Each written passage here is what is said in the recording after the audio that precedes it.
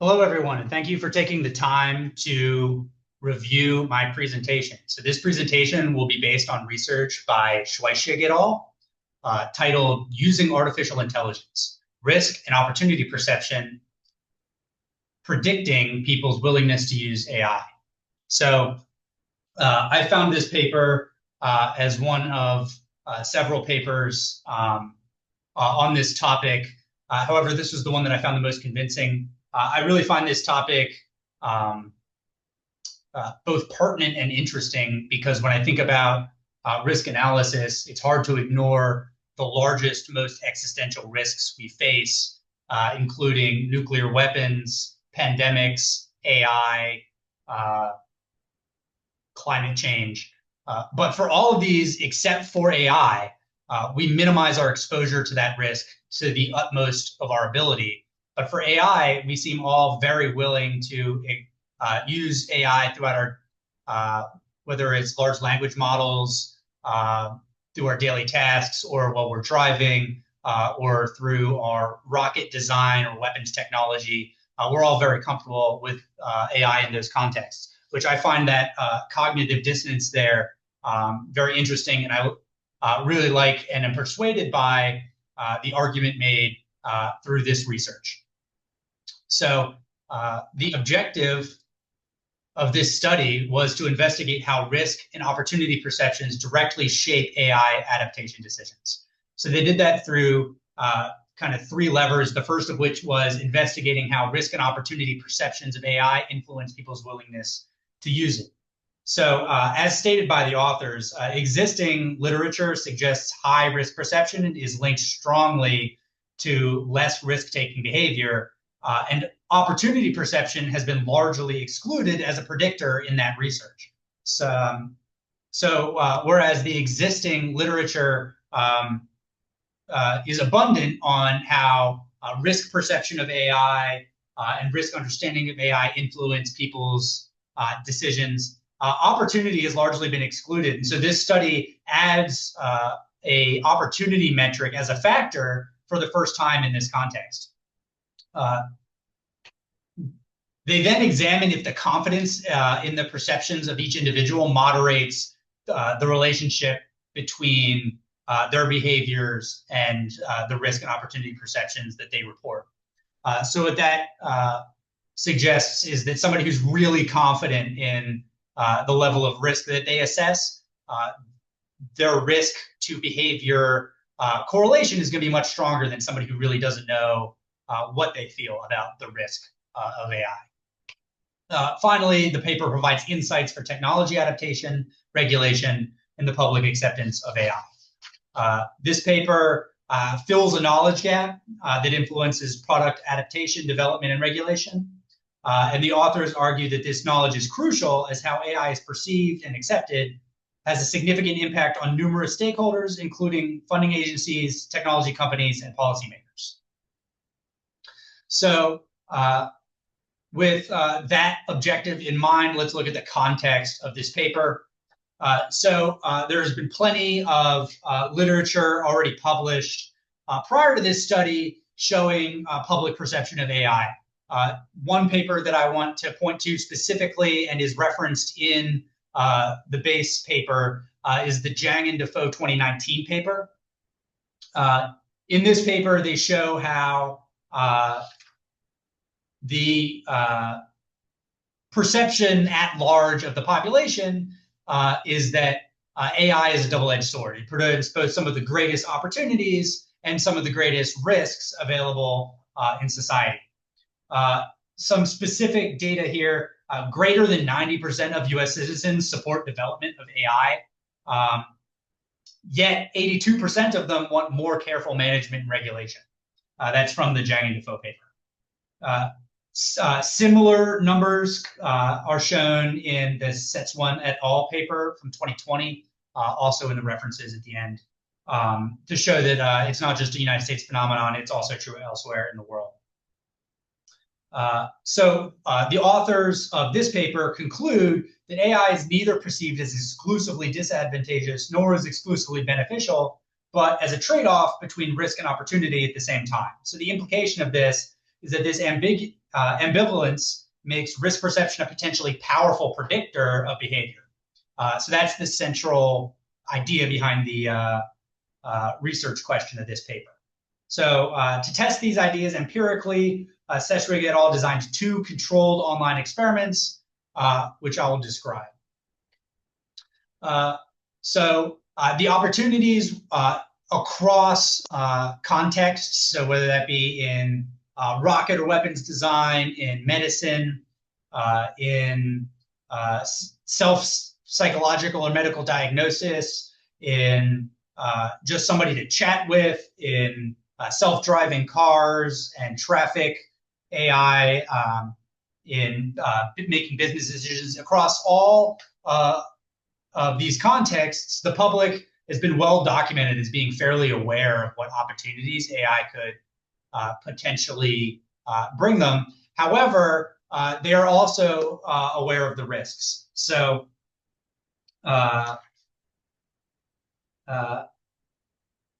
as documented by the World Health Organization, as well as by the World Economic Forum, which lists 6 major categories of risk, including privacy, cybersecurity, job displacement, ethical issues, etc. There's significant research bodies suggesting that people are aware of these risks as well. So that being said, this is cited well in the Zhang and Defoe paper, the public is also largely unaware of how exposed to AI they are and how AI works. So the Zhang and Defoe paper shows how people are not only largely unaware of how AI works, but they're also largely underestimate how much they are in contact with AI in their daily life already. And that is regardless of the context. They underestimate how often AI is used pretty much across the board. So the experiments from this paper are trying to quantify both risk perception as well as opportunity perception, figure out how strong the confidence in those perceptions are, and then to determine whether or not those metrics accurately predict someone's willingness to use AI. So the way they did that is they created 4 passages, 4 scenarios, each in a different context: medicine, media, transportation, and psychology. Then they created an assessment, basically a metric of each individual's risk perception, their opportunity perception, and their confidence level in creating those perceptions. And then finally, they figured out whether or not in each of these scenarios that individual would use AI or would allow the use of AI or support the use of AI to determine whether or not the metrics they created accurately predict that person's behavior. So if you're interested in following along with this specific passages, the specific prompts that were given to the participants in these 2 studies, I've got the English language translation here. So if you're interested in determining whether or not you would personally use AI in each of these prompts, you can pause the video here, read one or more of these prompts, and remember whether or not you would use AI when I show the results later on. Otherwise, feel free to not do that experiment. But if you're interested in just making your own determination and seeing where you would fall, please pause the video here and read these prompts. Otherwise, I'm going to move on. So the hypothesis of the authors was in line with previous research, saying that risk and opportunity are ultimately going to be on the same scale. And so you can create a risk opportunity perception score, which is just your risk metric, your opportunity metric less your risk metric. And the prediction is that once you get that ROP score, it's going to trend positively and linearly with your decision to use AI. What that means is if you believe that risks outweigh the opportunities, you're probably not going to use AI. But if you believe that the opportunities outweigh the risks, you are more likely to use it yourself or to support the use of it. Additionally, they predict that your confidence level in the risk and opportunities of AI are going to show how strongly your metrics correlate with your behavior. What that means is if you take somebody that believes that the risks probably outweigh the opportunities, they're probably going to use AI. However, you take somebody that they think the risks definitely outweigh the opportunities, and the opportunities are very small compared to the risks, that person is almost certainly not going to use it. So the strength of correlation depends on how confident they are in their assessment of what the risks and opportunities are. So that's the prediction of the authors. Like all good researchers, they submitted these hypotheses prior to conducting the research, such that there's because this study was not done double-blind. So the results were somewhat in line with those hypotheses. They found that ROP was a significant predictor of AI use, but confidence was not. So ultimately what they found was that the ROP scores trended positively and linearly with the decision to use AI. Specifically, they found an odds ratio of 90% confidence interval 1.29 to 1.35. What this odds ratio suggests is that since it's greater than 1, it indicates a positive relationship, i.e. higher perceived opportunity relative to risk, higher willingness to use AI. Specifically, the approximately 1.3 odds ratio means that for each unit increase in ROP, the odds of a participant deciding to use AI increase by about 30%, holding all other variables constant. So that is exactly the strong positive linear correlation that they predicted. However, interestingly, participants' confidence in these assessments did not affect the correlation between ROP scores and behavior. In fact, they could not create a single model that, no matter how many degrees of freedom they added, confidence did not play any role in predicting behavior starting from ROP scores. What that means is doesn't matter whether you are really confident in your assessment of how risky AI is or really not very confident in how risky you think AI is.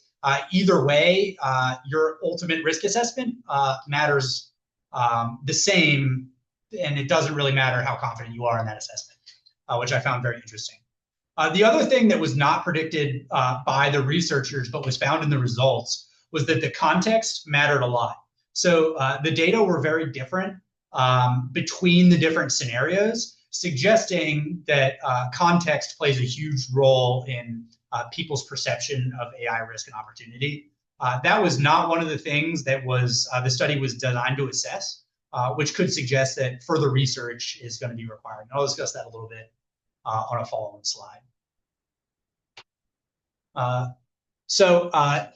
Here is kind of a brainstorm diagram of what this study ultimately showed. So they measured they measured 3 different parameters in 4 different contexts. So in each context, they measured a participant's risk perception, opportunity perception, and confidence in those 2 perceptions. So if I'm not going to get into specifically how they designed questions to measure these, but I will talk a little bit about how they created a metric to measure risk perception and opportunity perception based on a questionnaire. So their methodology was adapted from a Walpole and Wilson 2021 paper that suggested pretty convincingly that there are 4 key dimensions to risk assessment, at least as it pertains to predicting behavior. And those 4 dimensions are severity of the risk, what the effect level is, susceptibility of an individual, and exposure of an individual. So all of the questions were designed to measure those 4 things and create a risk assessment in line with the methodology from that Walpole and Wilson 2021 paper. And then they did the same thing for opportunity. So for example, an example question might be, how concerned are you when you think about this use of AI? Then they create your ROP score by subtracting your opportunity perception, subtracting your risk perception from your opportunity perception. So a positive ROP would suggest that you think the opportunities are greater, and a negative ROP would suggest that you think the risks are greater. They also measured what they think people's perceived confidence in judging the risks and opportunity are, and they did that for each participant did that for each of 4 contexts. So their hypotheses was that high risk meant that you had a low, high risk perception meant that you had a low likelihood of using it. High opportunity perception meant that you had a high likelihood of using it, and those 2 factors balance against each other. And then they predicted that if you had a high confidence in your perception, this would increase the effect magnitude of your risk perception, of your opportunity perception. And that ultimately this was going to be invariant to the 4 contexts. What they found was that the risk perception and opportunity perception did have the expected linear results that they predicted. However, confidence in this perception did not play the role that they expected. In fact, it played no role at all, no statistically significant effect whatsoever. I apologize. The significant effect that they did find that they did not predict was a large difference between the different contexts, which is well shown on the next 2 slides. So here is a figure directly from the paper showing the relationship between the risk opportunity perception score and the probability of using AI. You can see the 2 different studies that were included in this paper on the left and right here. So the first thing that you'll notice is that each context, shown in different colors here, played a significant role in determining ultimate probability of using AI. But what you'll also see is for each of those contexts, there is a positive linear slope to the line, which means that risk opportunities, which is showing that that risk opportunity score that they created really does correlate extremely well with predicting your probability to use AI. So the slope of that line is that 1.35 OR that was discussed earlier. This is another figure. This is showing the effect. I included this to show the effect of the 4 different contexts. Very significantly here, you can see that the confidence in transportation risk perception was closer. So they believed that the risks and opportunities were both higher, ultimately resulting in a much lower willingness to use AI in that context. That's very interesting, and this ultimately suggests that further research is going to be required beyond this paper to show or to explore what is it about these 4 different prompts or these 4 different contexts that affect people's willingness to use AI, and is there another way? Is there a quantifiable way to measure that should be included in addition to risk and perception to more accurately predict people's support for AI in these contexts? Some things that turned out not to have any predicting power were gender, age, and education. So in both studies, models that included these factors could not predict any stronger than ROP alone. If you are technically minded, you might notice that in the second study, there is a small deviation between males and females, suggesting that males in that study were slightly more likely to use AI than females. However, this slight thing was not statistically significant. Ultimately, this shows that gender, age, and education were not factors that affected people's willingness to use AI. Really, risk and opportunity were the 2 driving factors. The study also allowed people to respond why they made the decisions that they did. So reasons that they might not use AI include data privacy concerns, mistrust for either the regulating body or the proprietor of the AI system, and lack of credibility of the AI system. Ultimate reasons, the biggest reasons why people were willing to use AI were factors including curiosity. the perceived benefit of the AI system and the fact that they had overall low risk perception in that context. Of note, though, few decisions were purely AI related.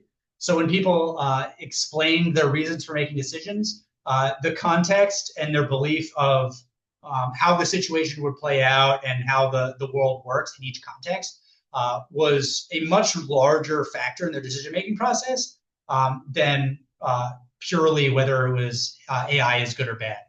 Ultimately, another way of saying that is that people's perception of whether they think AI is in general good or AI is in general bad was a smaller factor than how they thought AI would interact with a given context. So some assumptions that are kind of core to the methodology of this study were that the scenarios that they made accurately reflect future AI cases. So they assume that the scenarios that they create can be extrapolated to be useful data for decision makers and stakeholders.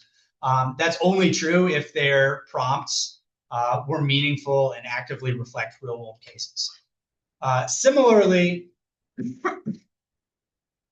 the study assumes that when somebody reports, hey, I would support the use of AI or I would use AI in this context, that means that they would actually do that in the real world and not just respond that way on a survey.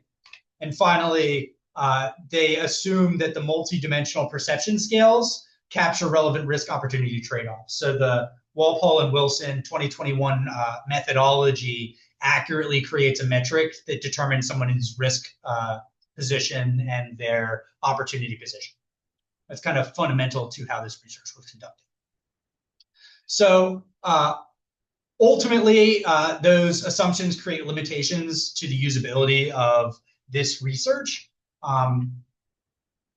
Hypothetical scenarios may not reflect real world stakes. So just because you said you would use AI in this particular scenario doesn't necessarily mean that in the real world, given the stresses and stakes that you would encounter in the real world, that you would make the same decision, which limits the amount that you can extrapolate the results of this study to the real world. Similarly, online self-report studies are notoriously subject to cognitive bias. The authors of this study made significant attempts to create multiple versions of the same question and to, at best they can, eliminate some of the more prevalent cognitive biases.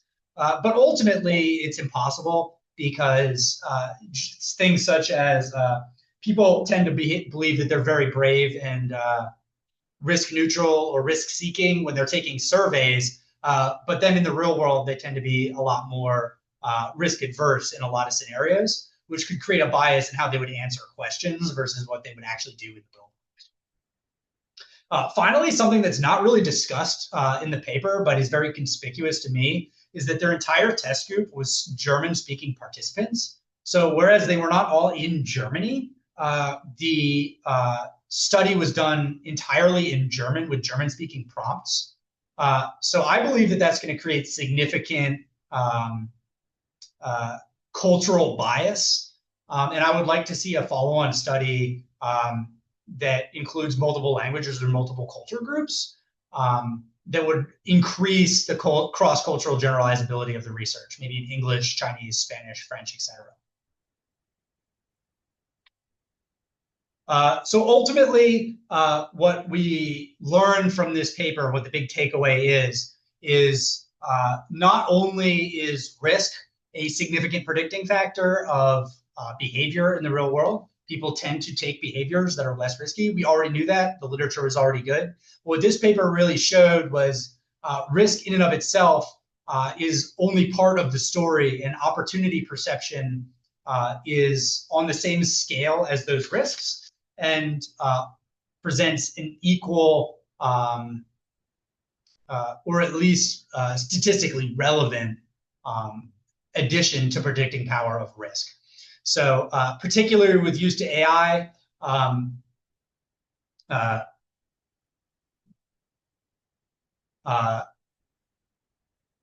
the Walpole and Wilson methodology for determining risk factors proved to be an effective way to determine risk and opportunity, which then proved to be an effective way to predict people's behavior in the real world.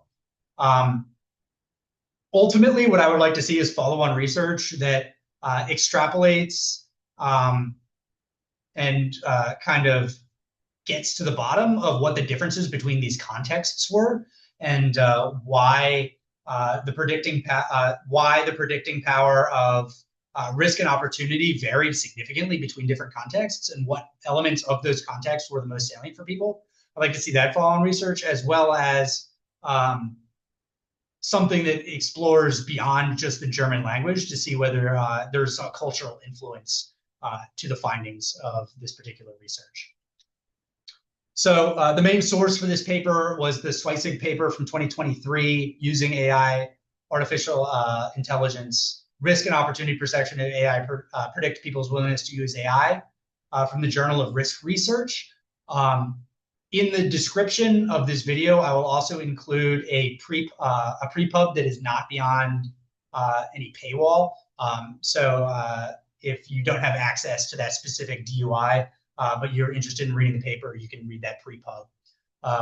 I've also provided the references for the Walpole and Wilson paper, as well as the Zhang and Defoe paper. If you're interested in this this paper, I would highly recommend also reading both of those. They are both really good and provide better context for the research done in this paper.